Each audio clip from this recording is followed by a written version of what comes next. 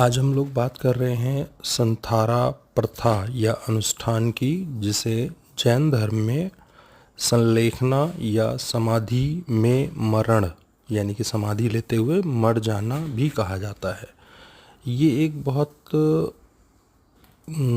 Serious type का कोई व्रत जैसा आप समझ सकते हैं, कोई फास्ट है जिसमें कोई व्यक्ति धीरे धीरे खाना और पानी दोनों को छोड़ देता है और ये आध्यात्मिक या स्पिरिचुअलिटी का जो वैराग होता है उसके लिए अपनी मौत को गले लगाता है, यानी कि मरने के लिए ऐसा कोई फास्ट रखता है। ये दो तरीके का होता है, एक त्रिविहार जिसमें भोजन छोड़ दिया जाता है यानी कि खाना छोड़ देते हैं लेकिन पानी पीते रहते हैं, और एक होता है चौविहार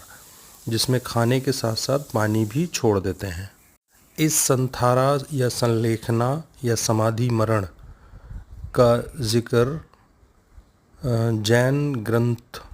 जिसे आगम कहा जाता है उसमें इस व्रत या फास्ट का जिक्र है, लेकिन ये उन्हीं के लिए है जो बहुत बूढ़े हों या ऐसे बीमारी से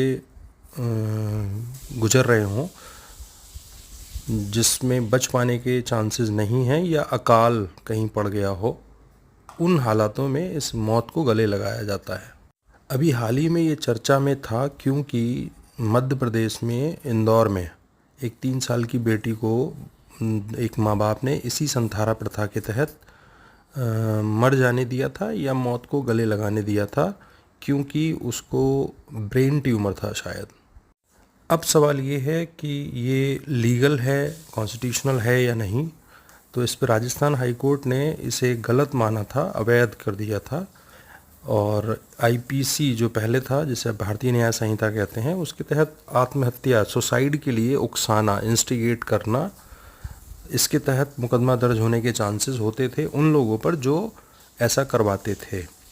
और कॉन्स्टिट्यूशन के आर्टिकल 25 में जिसमें धर्म की स्वतंत्रता की बात है या धार्मिक परंपराओं की को निभाने की बात है, उसके तहत भी इसे सही नहीं पाया था। लेकिन सुप्रीम कोर्ट ने इसी केस की अपील में एक धार्मिक परंपरा इसे मानते हुए इसकी इजाज़त दे दी थी। अगर इसे हम मोरल या एथिकल, नैतिक या कानूनी पहलू पर देखें तो इसके बहुत सारे सवाल पैदा होते हैं या इससे